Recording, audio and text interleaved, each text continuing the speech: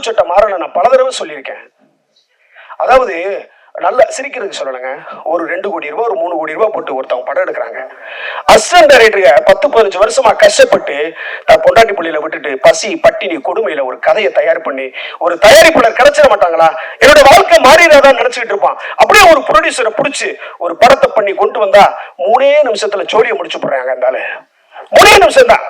அதான் மாடலேஷனே பாருங்க எப்படின்னா, இப்ப பார்த்தோம்னா இன்னைக்கு பார்க்க போற படம் ஒரு படம் இடத்துல இருந்து கடைசி வரைக்கும் வெட்டுறியான் குத்துறியான், ஏன் குத்துறியான், எது குத்துறியான், எதுக்குனே தெரியல. இந்த டைரக்டர் போறான் மஞ்சள் பை தூக்கிட்டு படம் இருக்குன்னு வந்துடுறான். இந்த அஜித்தை பாத்தீங்கன்னா இவர் மூஞ்சி சொதன்னு இருக்கு, சப்பாத்தி வா வச்சுக்கிட்டு இவரெல்லாம் ஆடுறாருன்னு சொல்லி உருவ கேலிகளை செய்யறீங்க.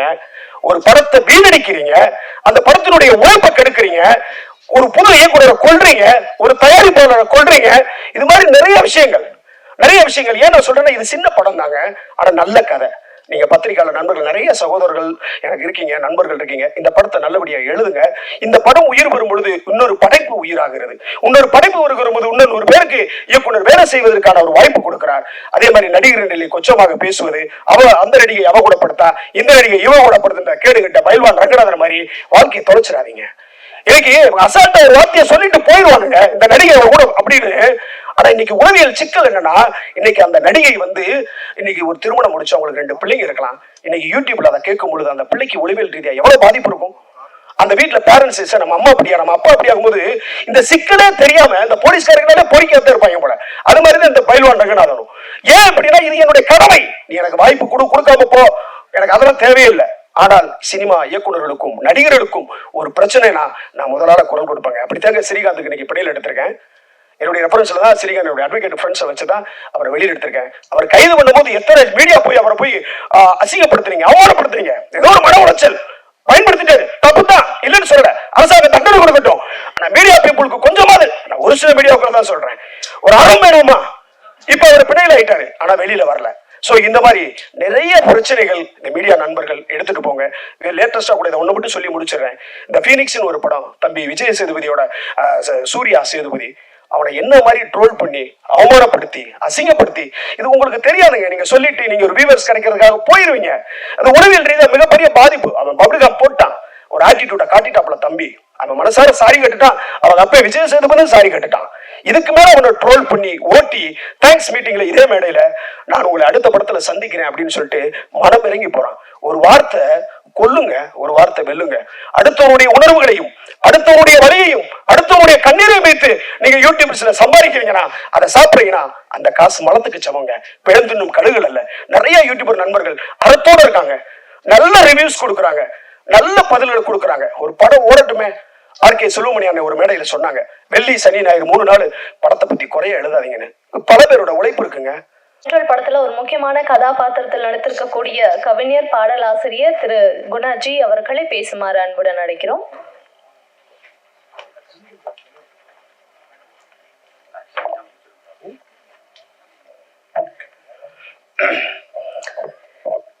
என்னை பெற்றெடுத்த அன்னைக்கும் என்னை தத்தெடுத்த சென்னைக்கும் என் முதல் வணக்கம். எனது 1ஆம் வகுப்பு ஆசிரியர்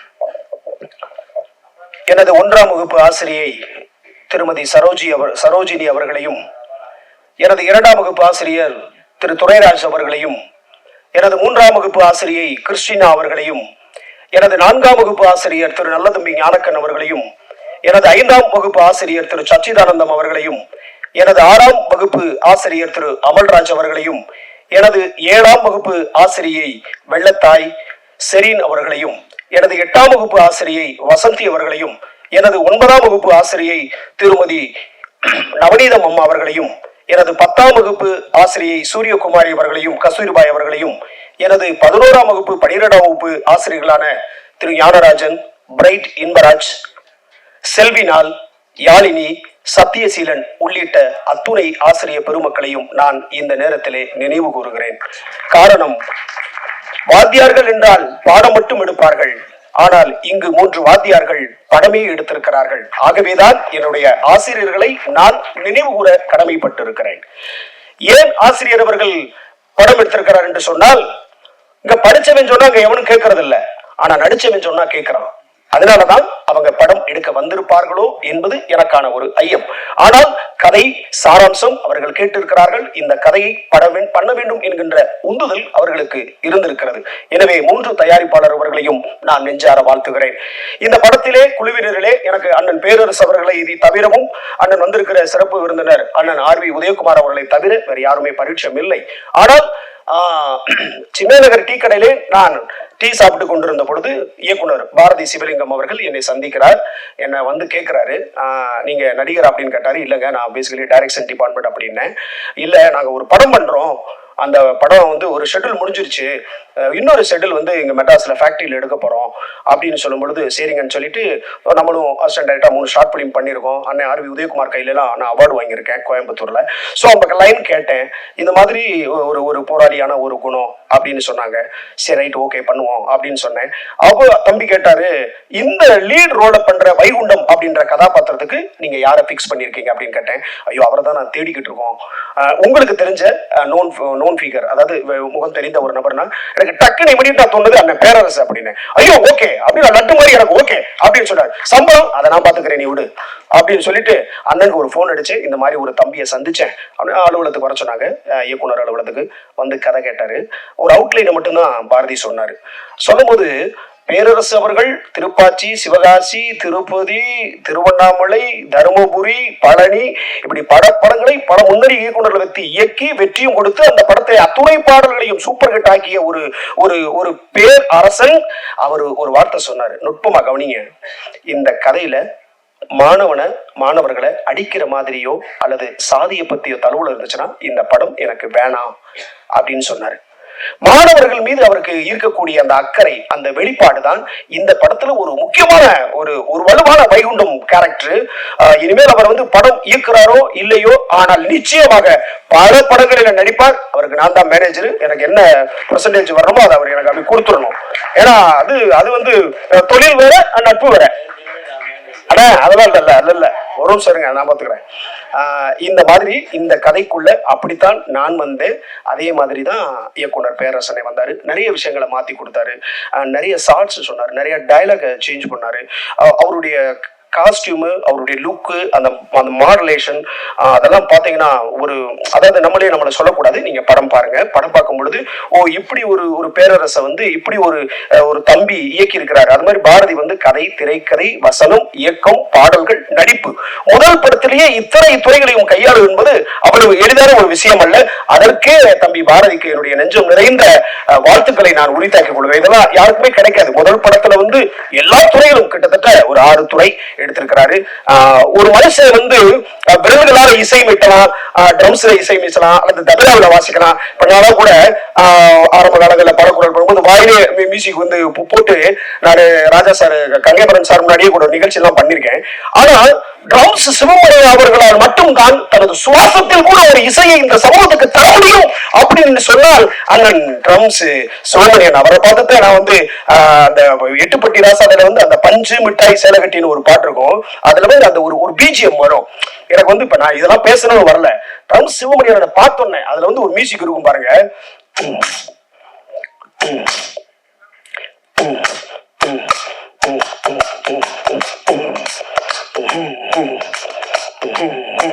பஞ்சு மிட்டாய் சேல கட்டி அப்படி வரும். இப்படிலாம் நாங்க வந்து இதெல்லாம் கத்துக்கிட்டு இருந்தோம். இன்னைக்கு அவ்வளவு பெரிய ஒரு ஜாம்பவான் வந்து இருப்பது உள்ளபடியே மகிழ்ச்சியை தருகிறது. அதே போல RV உதயகுமார் அண்ணன், அவருடைய அனைத்து வெற்றி படங்களுக்கும் நாம் எல்லாருமே ரசிகர்கள். கொஞ்சம் நேரம் எடுத்துக்கிட்டாலும், ஏன்னா ஒரு புது ஒரு படம், ஒரு 3 தயாரிப்பாளர் வந்திருக்காங்க, ஒரு தம்பி வந்திருக்கிறாரு, ஒரு புதிய இயக்குனர். இன்னைக்கு நிறைய பேருக்கு வாழ்த்துவதற்குலாம் மனசே இல்லைங்க.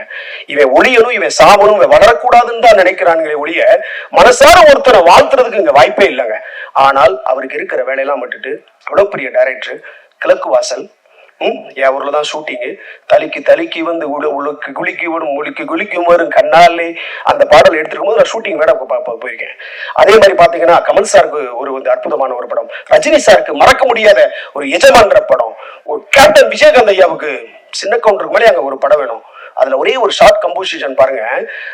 சுகன்யா மேடம் வந்து ஒரு மொய் விருந்துன்னு வச்சிருப்பாங்க. அந்த மொய் விருந்து எதுக்கு வைக்கிறாங்க அப்படின்னா, தன்னுடைய வறுமை அல்லது தன் பொருளாதார இழப்பு அல்லது ஏதாவது ஒருத்தவங்க கடன் பட்டிருந்தாங்கன்னா சொந்த பந்தத்திட்ட சொல்லி ஒரு 50 பேருக்கு வந்து இந்த மாதிரி நான் மொய் விருந்து வச்சிருக்கேன் அப்படின்னு சொல்லி வீட்டுல சமைச்சு போட்டு அது இறக்கி பின்னாடி அன்னைக்கு 5 ரூபாயோ 10 ரூபாயோ 20 ரூபாயோ அப்படி வச்சு கொடுப்பாங்க. அப்படியே ஷார்ட் போயிட்டே இருக்கு, கேமரா போயிட்டே இருக்கு. ஒவ்வொருவரும் சாப்பிட்டுட்டு எந்திரிச்சிட்டு போறாங்க. ஒவ்வொரு இலையை மடக்கும் பொழுது அப்படி அவங்க சுகன்யா எடுக்கும் போது உள்ள 5 ரூபாய் 2 ரூபாய் 10 ரூபாய் அப்படி இருக்கும். ஆனா விஜயகாந்த் சார் சாப்பிட்டுட்டு அப்படி போய் சுகன்யா மேம் எடுக்கும்போது பாத்தீங்கன்னா உள்ள தாலி இருக்கும். ஒரு பேக்ரவுண்ட் மியூசிக் ராஜா சார் அப்படியே டைட் க்ளோஸ் இங்க ஒண்ணு கட் பண்ணா சுகன்யா ஐஸுக்கு ஒரு க்ளோஸ் அப்படியே வாக் பண்றாங்க. திரும்பி பார்த்தா வெள்ளை வெட்டி சட்டையில அப்படியே கேப்டன் போறாரு. பேக்ரவுண்ட்ல ராஜா சாரோட அந்த வானத்தை என்ன மாதிரி கம்போசிஷன். ஒரு ஷார்ட்ல எவ்வளவு பியூட்டி. காசு கொடுக்கறது விஷயம் இல்லைங்க, வாழ்க்கையே கொடுத்திருக்கிறாரு ஒரு பெண்மணிக்கு. அப்ப வந்து அந்த தத்துவமான அந்த காட்சியை எப்படி மையப்படுத்தி எடுத்திருக்காரு பாருங்க. அதுதான் சொல்றேன். என்னன்னா உதவி இயக்குனர்கள் புரிஞ்சுக்கிறோம். என்ன மாதிரியெல்லாம் அன்னைக்கு தெரியல, ஆனா இன்னைக்கு வந்து கத்துக்கிற போது அந்த கிரேட் கம்போசிஷன். அப்படிப்பட்ட ஒரு டைரக்டர் இங்க வந்து இந்த குழுவினரை வாழ்த்துவதற்காக வந்திருக்கிறார். இந்த படத்துல பாத்தீங்கன்னா நான் ஒரு நல்ல கேரக்டர் தான், எனக்கு கொடுக்கப்பட்ட வேலையை நான் சிறப்பா செஞ்சிருக்கேன். அதுல வந்து என்ன அந்த ஃபேக்டரியில வேலை பார்க்கறவங்களுக்கு தட்டி கேட்ட ஒரே ஒருக்காக அடி நான் அடிச்சாங்க. எப்படி இன்னைக்கு வந்து திருப்பவனம் வடப்புறத்துல அஜித் குமார்ன்ற தம்பி நாயகனுக்கு அடிச்சாங்களோ, எந்த விதமான ஒரு ஆதாரமும் இல்லாம ஒரு கேடுகட்ட அயோக்கிய பொம்பளை சொன்னான்ற ஒரே ஒரு காரணத்துக்காக அந்த அப்பாவி பையன் அடிச்சு நாயகனுக்கு அடிச்சு டெல்லியில இருந்து தலைமைச் இருந்து ஒரு ஐஏஎஸ் தூத தமிழ்நாட்டில் இருக்க தலைமைச் செயலர் IAS SP DSP inspector sub inspector police தனிப்படை பிரிவை வச்சு அடிச்சே அப்படி கொண்டாங்க. அதே மாதிரி என்னை அடிச்சே கொண்டாருங்க இந்த பேரரசுன்ற வைகுண்ட. ஒரு நியாயத்தை கேட்டேன், ஒரு நியாயத்தை என் ஃபேக்டரியில இப்படி வேலை பார்க்கறேன்னு. அப்படி அந்த தம்பி அஜித் குமாருக்கு அங்க நீதி கிடைக்கல. இந்த அரசுல நீதி கிடைக்கவும் கிடைக்காது. ஆனா பேரரசுக்கு இந்த படத்துல நீதி கிடைச்சிச்சு, தண்டனை கொடுத்தாரு டைரக்டர் பாரதி சிவலிங்கம். இது ஒரு வழியை சொல்ற ஒரு படம், ஒரு வழி மிகுந்த ஒரு படங்க. நீங்க அசால்ட்டா இந்த படத்தை பார்த்துட்டு ரிவ்யூ பண்ணிட்டு படம் உட்காந்து ஓடிடுறீங்க. இதுக்கு பின்னாடி எவ்வளவு பெரிய வழி இருக்கு தெரியுமா? இந்த புழு சட்டை மாறன நான் பல தடவை சொல்லியிருக்கேன். அதாவது நல்லா சிரிக்கிறதுக்கு சொல்லணுங்க. ஒரு 2 கோடி ரூபாய் ஒரு 3 கோடி ரூபாய் போட்டு ஒருத்தவங்க படம் எடுக்கிறாங்க. அசிஸ்டன்ட் டைரக்டருங்க 10-15 வருஷமா கஷ்டப்பட்டு பொண்டாட்டி புள்ளியில விட்டுட்டு பசி பட்டினி கொடுமையில ஒரு கதையை தயார் பண்ணி ஒரு தயாரிப்பாளர் கிடைச்சிட மாட்டாங்களா? என்னோட வாழ்க்கை மாறிடாதான் நினைச்சுட்டு இருப்பான். அப்படியே ஒரு ப்ரொடியூசரை பிடிச்சி ஒரு படத்தை பண்ணி கொண்டு வந்தா 3 நிமிஷத்துல ஜோடியை முடிச்சு போடுறாங்க. இருந்தால 3 நிமிஷம் தான். ஆனா மாடலேஷனே பாருங்க எப்படின்னா, இப்ப பார்த்தோம்னா இன்னைக்கு பார்க்க போற படம் ஒரு படம் இடத்துல இருந்து கடைசி வரைக்கும் வெட்டுறியான் குத்துறியான், ஏன் குத்துறியான், எது குத்துறியான், எதுக்குனே தெரியல. இந்த டைரக்டர் போறான் மஞ்சள் பை தூக்கிட்டு படம் இருக்கணும்னு வந்துடுறான். இந்த அஜித்தை பாத்தீங்கன்னா இவர் வந்து மூஞ்சி சொதன்னு இருக்கு, சப்பாத்தி வா வச்சுக்கிட்டு இவரெல்லாம் ஆடுறாருன்னு சொல்லி உருவ கேலிகளை செய்யறீங்க. ஒரு படத்தை வீணடிக்கிறீங்க, அந்த படத்தினுடைய உழைப்பை கெடுக்கிறீங்க, ஒரு புது இயக்குனரை கொல்றீங்க, ஒரு தயாரிப்பாளரை கொல்றீங்க. இது மாதிரி நிறைய விஷயங்கள். ஏன் நான் சொல்றேன்னா இது சின்ன படம் தாங்க, ஆனா நல்ல கதை. நீங்க பத்திரிகையாளர் நண்பர்கள் நிறைய சகோதரர்கள் எனக்கு இருக்கீங்க, நண்பர்கள் இருக்கீங்க. இந்த படத்தை நல்லபடியா எழுதுங்க. இந்த படம் உயிர் பெறும் பொழுது இன்னொரு படைப்பு உயிராகிறது. இன்னொரு படைப்பு வருகிற போது இன்னொரு பேருக்கு இயக்குனர் வேலை செய்வதற்கான ஒரு வாய்ப்பு கொடுக்கிறார். அதே மாதிரி நடிகர் கொச்சமாக பேசுவது, அந்த நடிகை அவ கூட படுத்தா, இந்த நடிகை இவ கூட படுத்த கேடுகிட்ட பயில்வான் ரங்கநாதன் மாதிரி வாழ்க்கையை தொலைச்சிடாதீங்க. இன்னைக்கு அசால்ட்டா ஒரு வார்த்தையை சொல்லிட்டு போயிடுவானுங்க இந்த நடிகை கூட அப்படின்னு. ஆனா இன்னைக்கு உளவியல் சிக்கல் என்னன்னா, இன்னைக்கு அந்த நடிகை வந்து இன்னைக்கு ஒரு திருமணம் முடிச்சு அவங்களுக்கு 2 பிள்ளைங்க இருக்கலாம். இன்னைக்கு யூடியூப்ல அதை கேட்கும் பொழுது அந்த பிள்ளைக்கு உளவியல் ரீதியா எவ்வளவு பாதிப்பு இருக்கும். அந்த வீட்டுல பேரண்ட்ஸ் நம்ம அம்மா அப்படியா நம்ம அப்பா அப்படி ஆகும்போது இந்த சிக்கலே தெரியாம இந்த போலீஸ்காரங்களே பொறிக்காத இருப்பாங்க போல. அது மாதிரிதான் இந்த பயில்வான் ரங்கநாதனும். ஏன் அப்படின்னா இது என்னுடைய கடமை, நீ எனக்கு வாய்ப்பு கொடுக்காம போ, எனக்கு அதெல்லாம் தேவையில்லை. ஆனால் சினிமா இயக்குநர்களுக்கும் நடிகர்களுக்கும் ஒரு பிரச்சனைனா நான் முதலால குரல் கொடுப்பாங்க. அப்படித்தாங்க ஸ்ரீகாந்துக்கு இன்னைக்கு பிணையில் எடுத்திருக்கேன். என்னுடைய ரெஃபரன்ஸ்ல தான் ஸ்ரீகாந்தோட அட்வொகேட் ஃப்ரெண்ட்ஸை வச்சுதான் அவரை வெளியில் எடுத்திருக்கேன். அவர் கைது பண்ணும்போது எத்தனை மீடியா போய் அவரை போய் அசிங்கப்படுத்துறீங்க, அவமானப்படுத்துறீங்க. ஏதோ ஒரு மன உளைச்சல் பயன்படுத்திட்டாரு, தப்பு தான் இல்லைன்னு சொல்ற, அரசாங்கம் தண்டனை கொடுக்கட்டும். ஆனா மீடியா பீப்புளுக்கு கொஞ்சமாவது, நான் ஒரு சில மீடியாவுக்கு தான் சொல்றேன், ஒரு அறம் வேணுமா? இப்ப அவர் பிணையில் ஆயிட்டாரு, ஆனா வெளியில வரல. சோ இந்த மாதிரி நிறைய பிரச்சனைகள் இந்த மீடியா நண்பர்கள் எடுத்துட்டு போங்க. லேட்டஸ்டா கூட இதை ஒண்ணு மட்டும் சொல்லி முடிச்சிடுறேன். இந்த பீனிக்ஸ்னு ஒரு படம், தம்பி விஜய் சேதுபதியோட சூர்யா சேதுபதி அவனை என்ன மாதிரி ட்ரோல் பண்ணி அவமானப்படுத்தி அசிங்கப்படுத்தி, இது உங்களுக்கு தெரியாதுங்க. நீங்க சொல்லிட்டு நீங்க ஒரு வியூவர்ஸ் கிடைக்கிறதுக்காக போயிருவீங்க. அது உளவியல் ரீதியா மிகப்பெரிய பாதிப்பு. அவன் பப்ளிகா போட்டான், ஒரு ஆட்டிடியூட காட்டிட்டாப்ல தம்பி. அவன் மனசார சாரி கட்டுட்டான். அவங்க அப்பா விஜய் சேதுபதி சாரி கட்டுட்டான். இதுக்கு மேல அவனை ட்ரோல் பண்ணி ஓட்டி தேங்க்ஸ் மீட்டிங்ல இதே மேடையில நான் உங்களை அடுத்த படத்துல சந்திக்கிறேன் அப்படின்னு சொல்லிட்டு மனம் இறங்கி போறான். ஒரு வார்த்தை கொல்லுங்க, ஒரு வார்த்தை வெல்லுங்க. அடுத்தவருடைய உணர்வுகளையும் அடுத்தவருடைய வலியையும் அடுத்தவருடைய கண்ணீரையும் வைத்து நீங்க யூடியூப்ஸ்ல சம்பாதிக்கிறீங்கன்னா, அதை சாப்பிடுறீங்கன்னா அந்த காசு மலத்துக்கு சமங்க, பிழந்துண்ணும் கழுகுகள் அல்ல. நிறைய யூடியூபர் நண்பர்கள் அறத்தோட இருக்காங்க, நல்ல ரிவ்யூஸ் கொடுக்குறாங்க, நல்ல பதில்கள் கொடுக்குறாங்க. ஒரு படம் ஓடட்டுமே. ஆர்கே செல்வமணி அண்ணன் ஒரு மேடையில சொன்னாங்க, வெள்ளி சனி ஞாயிறு 3 நாள் படத்தை பத்தி குறைய எழுதாதீங்கன்னு. பல பேரோட உழைப்பு இருக்குங்க. ஒரு 2 கோடினா கூட அதுக்கு என்ன வட்டியாச்சு? அதை நீங்கள் உணர்ந்து கொள்ளுங்கள். பத்திரிகையாளர் நண்பர்கள், நீங்கள் கொஞ்சம் அறத்தோட செயல்படுங்க. நிறைய பிரச்சனைகள் இந்த நாட்டுல போயிட்டு இருக்கு. குறிப்பா தமிழ் சினிமாவில் நீங்கள் ஆரோக்கியமா இந்த சினிமா இருக்கணும்னா உங்களை போன்ற பத்திரிகை நண்பர்கள் இதை ஆரோக்கியமான முறையில் எடுத்துட்டு போங்க. தம்பி பாரதி சிவலிங்கம் கஷ்டப்பட்டு ஒரு அற்புதமான ஒரு படைப்பை கொடுத்திருக்கிறாரு. இந்த படம் நிச்சயம் தப்பு பண்ணாது. Empowerment is a powerful tool of politics and human society and human life. இதுதான் கதையோட சூட்சமோ. படம் பார்க்கும்போது உங்களுக்கு புரியும். மறுபடியும் அண்ணன் பேரரசு அவர்களுக்கு என் மனமார்ந்த வாழ்த்துக்கள். Cameraman, editor, music director Ilaiya sir, எல்லாருக்குமே, குறிப்பா வந்திருக்கிற உங்கள் அனைவருக்கும், பத்திரிகையாளர் நண்பர்களுக்கும் நன்றி பாராட்டி இந்த படத்தை இன்னைக்கு சோசியல் மீடியாவில் நீங்கள் எடுத்துட்டு போங்க. ஒரு நல்ல கதையை கொடுத்துருக்கோம். பிடிச்சிச்சு எழுதுங்க. குறை இருக்கா, குறையை நாகரிகமா சொல்லுங்க. நிறை இருந்தா சொல்லுங்க. உருவக்கேலி அவன் இவனு யாரையும் அசிங்கப்படுத்தாங்க. உங்கள்ட்ட ப்ராடக்டை நாங்க கொண்டு வந்துட்டோம், நீங்க என்ன வேணாலும் சொல்லுங்க. ஆனா ஒருமையிலேயோ அடுத்தவருடைய உணர்வுகளை காயப்படுத்துற மாதிரி தயவு செய்து எழுதாங்க. படம் பிடிக்கலையா, பிடிக்கல. பிடிச்சிருக்கா, பிடிக்கல. கேமரா பிடிக்கல, நல்லா இல்லைன்னு சொல்லிட்டு போங்க. நாங்கள் பிள்ளைகள் இருந்தால் திருத்திக் கொள்கிறோம். ஏன்னா தம்பி பாரதி வளர்ந்து வரக்கூடிய தம்பி, இன்னும் நிறைய சாதிக்க வேண்டும். நாங்களும் நிறைய சாதிக்க வேண்டும். மேடையில் இருக்கக்கூடிய அத்துணை கலைஞர்களும் அதை நோக்கித்தான் இருக்கிறோம். இந்த விழாவை சிறப்பான முறையிலே அமைத்து கொடுத்த பத்திரிகையாளர் மனவை புவன் அன்பு சகோதரர் அவர்களுக்கும், மேடையிலே வீற்றிருக்கிற உங்கள் அனைவருக்கும், பத்திரிகையாளருக்கும் பார்வையாளருக்கும் உங்கள் கால் மலர்களில் என் கண் மலர்களை வைத்து நன்றி பாராட்டி விடைபெறுகிறேன். நன்றி, வணக்கம்.